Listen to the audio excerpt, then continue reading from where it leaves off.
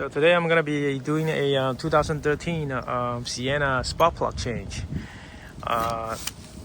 First we start with removing the battery and the intake housing here. Then I'm gonna remove this piece. This piece has like a few bolts, 1, 2, and then the one in the back. Maybe just with a little pry, this is gonna come off. And then I'm gonna move it to the side. I don't even need to disconnect the connectors. After that, I'm gonna remove the there's a bolt behind this thing, intake manifold. And then these few bolts, and then maybe 1 or 2 bolts down behind there. And then this whole intake manifold is gonna come out. And then you can get access to the rear 3 spark plug ignition coils. You don't even have to remove this. Some people say remove this. Yeah, it is much more space to work with, but too much stuff up here. I don't want to touch it. I did successfully do it this way.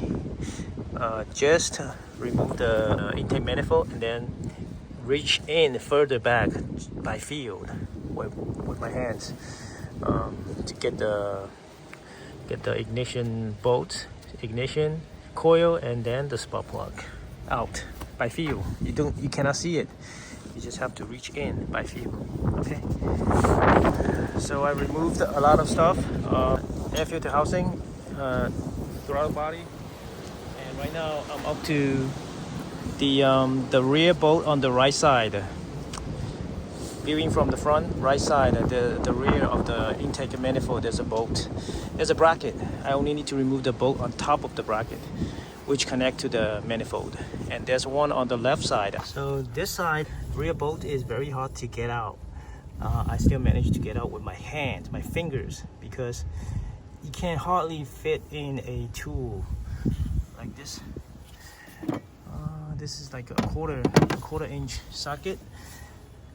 If there's like a quarter-inch wrench with the flex head, maybe you can get it in with a 12mm socket, but I don't have it. So I lose it with a wrench, and then I unscrew it with my fingers, just bare finger, maybe with some help with the socket. Now the rear 2 bolts are removed, and all that's left there is these bolts on top of the intake holes. Okay, I'm gonna get special sockets, special bits for these. These are hex bits, maybe 25, 27, I don't know. Let me get the whole set.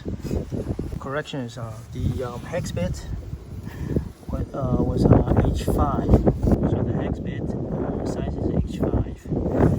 The middle 4 screws, middle 4 bolts. There's one back there, one in front, one in front, and on the side it's only 10mm. And after you remove the nuts from 10mm, sometimes you may need to remove the stud that's going through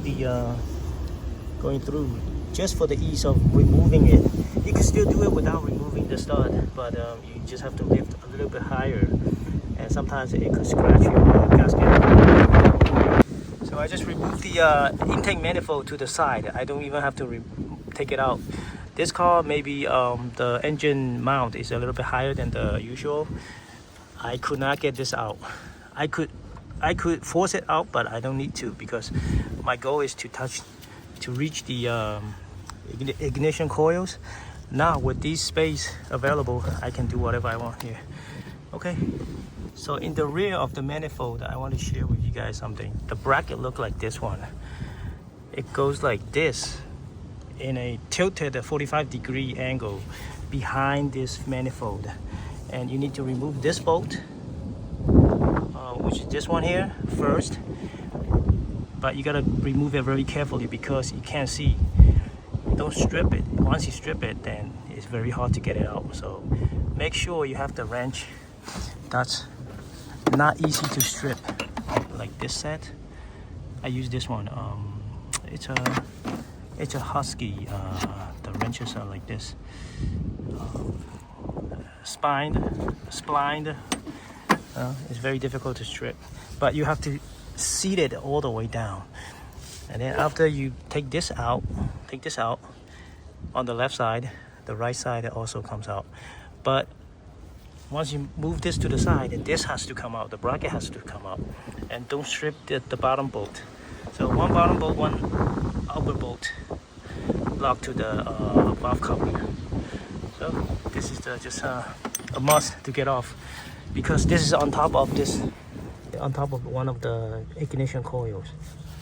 Okay, now everything is within my reach. I can do it by feel with hand. Both hand inside is like motorcycle